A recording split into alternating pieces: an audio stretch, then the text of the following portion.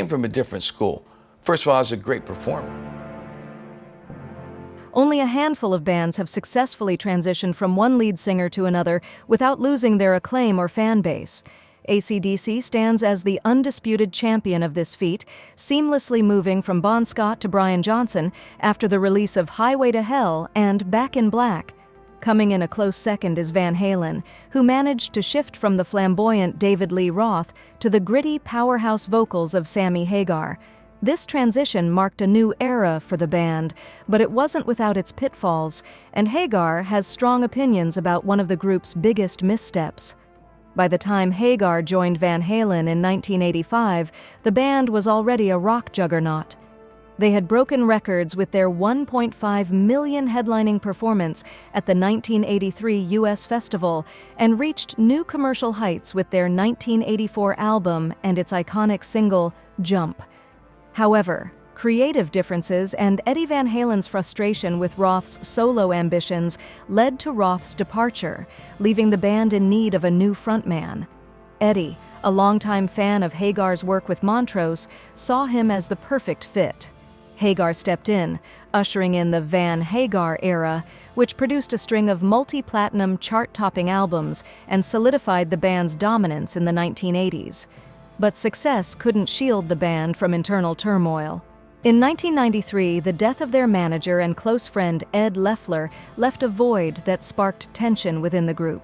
When drummer Alex Van Halen's brother-in-law, Ray Daniels, best known as Rush's manager, was brought in as a potential replacement, Hagar immediately clashed with him.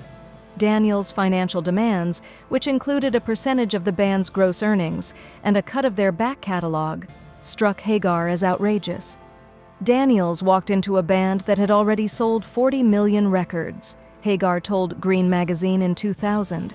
He wanted more than equal profits. He wanted a percent of the gross, not the net. If you give him part of the gross, he makes more than everyone.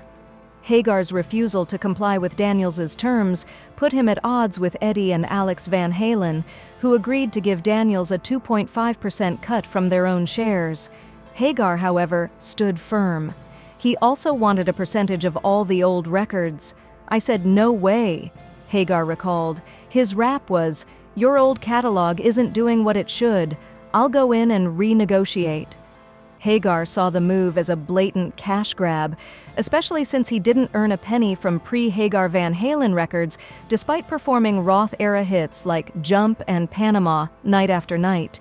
The fallout from this decision was catastrophic. Hagar described it as one of the worst business decisions I've ever seen in a rock band.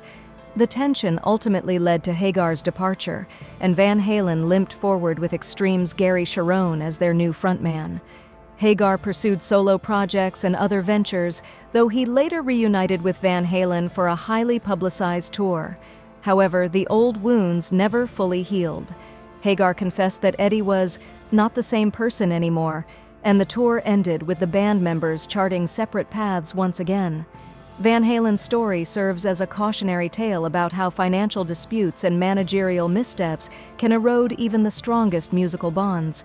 For Hagar, the decision to bring in Ray Daniels was a turning point, one that he still views as a monumental mistake. "It's one of the worst business decisions I've ever seen in a rock band," he reiterated, a sentiment that underscores the fragile balance between art, business, and brotherhood in the world of rock and roll.